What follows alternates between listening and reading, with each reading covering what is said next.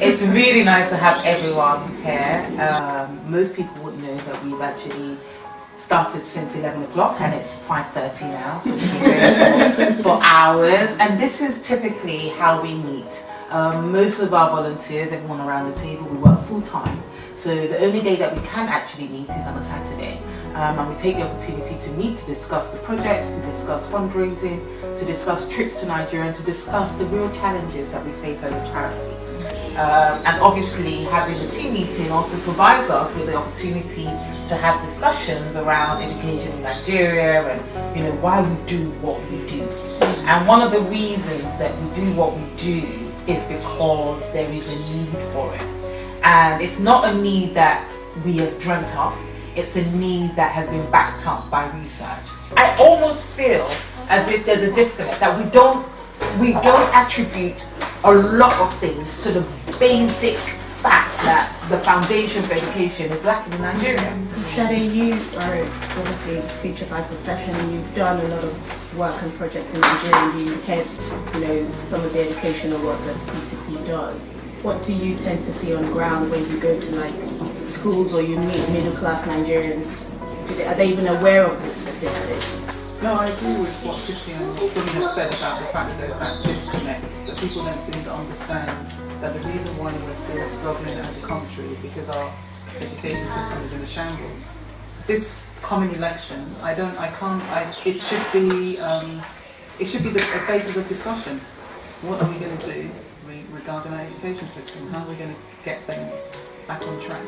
It's shameful that we should, because Nigeria is supposed to be the giant of Africa, we still have, in terms of our economy, it does quite well.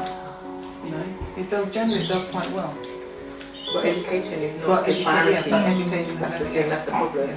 I saw a statistic and it said that only 40% of teachers are actually qualified to teach. So if 40% is not qualified to teach, then what are they teaching our children? It passes down to the children, probably they won't know how to spell, speak English properly, or speak, or math, English. It affects all areas of education. And also there's a statistic that says 61% of people in Nigeria are illiterate. Which is quite sad, considering that we're one of the biggest countries in Africa. I think it's unfortunate that this is the situation, and I feel like in 2018, a country as big as ours, as resourceful as ours, and this is where we are. I think that's extremely unfortunate, and I feel like at this stage we can't wait for the government to do anything, because they're clearly not going to do anything. How many years have we been waiting? Exactly. Absolutely. I feel like absolutely. That's why organisations like this are really helpful. We almost have to take matters into our own hands, and if the people that we put in charge aren't doing anything, then we have to come together and we have to do something to make a difference. Absolutely. But more than that, we have to shine a light on the problem, because sometimes it's the simple fact that people don't realise the magnitude of the problem and are not making the kind of links that I said before. So we have to continue to shine a light. And you said, if the government aren't doing anything, unfortunately, it is now acceptable that every minister and every commissioner will send their child outside of Nigeria to get an education. So what happens to the rest of the So children? what happens to and imagine, just take a step back and imagine that every minister in this country, United Kingdom, England, sends their children abroad to be educated. There will be an uproar, because it will be an indictment on the education system here in this country. But we have come to a situation where it's okay for the people that are in charge of our children's education and the nation's future can opt out of the education system, and that's part of the problem. I personally think that there should be a policy where ministers are not allowed to send their children to schools abroad. I think that should be a policy, personally, until the education system is fit for purpose, and it's not fit for purpose. I mean, we've been to some areas in Lagos, and people will say, "Oh, it's the rural areas, it's the villages." It's not. We've been to areas like Ijora Badia. We've seen schools that are set up outside. There's only a bench and some children. We've seen that. But even if they're rural areas, they have elected and appointed, government officials. There is a governance plan in place in terms of leadership and strategy for that, but then it's not implemented. And I think that's part of the problem. We're talking about politicians, we're talking about the government, but as a people, we don't actually have a mindset of nation building. So we have people who have this concept that, somebody from a poor background just wants a handout. They're not bothered about education. They just want money, they want a way out. But we've met these children, a lot of the children that we sponsor, a lot of the children that come to the resource center in Kota, they're talking about how I want to be an accountant, I want to have an education so that I can be a doctor and help other people. So there is that mindset that we as a people have to develop that. Education is important not just to the middle class or the upper class, it's important to every one of us. That's important to the nation. It's important to the nation, and Jadi, I don't know what you think, but seeing like statistics and pictures from our resource center, do you reckon that poor children don't want an education? Yeah, I think everyone wants an education at the end of the day. I think it's more of a thing of, are they given the opportunity to have an education? And the people that they take control of the education policy, it's like, what are their priorities at the end of the day? What do they think about these children? Do they think they deserve an education? Because if they think they deserve an education, I think they would provide an education for these children. But I feel as though, because the nation is very more like, our economy, how do we look to China? How do we look to the UK? They don't think of, if you don't have a good foundation, at the end of the day, the next year, when in 5 years time, in 10 years time, who are the people that will be working? Who are the people that will be, having to negotiate? Or how would you get these people into a particular political area if they can't read, if they can't write? So I feel like everyone wants an education, but it's about the people at the top. So we can do things, but I feel as though, how do we get to these people? How do we make them understand that, this is important? Because if they don't think it's important, there's only so much that we can do. That, there's only so much that as people in the UK, as the diaspora, can, we can fund, we can build libraries, we can fund students' education, but I feel like there's only so much. We have to change our mindset about how we perceive what our responsibilities are, what our social community responsibilities are. We can call on the government, and say this person is not doing their job, this person is not doing a role. But we are also the people who, we have this system where we employ young children. They're working in our homes, they're working in our shops, and we're not bothered about this child is 12 or 13, doesn't know how to read or write, doesn't have access to an education. They're serving me, they're functioning or working for me. And I think those are some of the things that are inbred in our communities that we don't actually even think about, and then realize that might actually have an impact on how we as a people view the value of education. And then we pass the buck. We're very much a group of people who like to say the government, yes, we know we've got a poor government, we've got corruption or whatnot, but look at how we work so much here to try and engage people to what P2P is doing. And you get a lot of there's no engagement because it's really not my concern whether I think bringing it back, I think that there's a clear role for the government. Definitely. I don't think that even though we're a charity, I don't think that any charity can take on the educational policy on its own. So I think there is a clear, defined role for the government where education is concerned,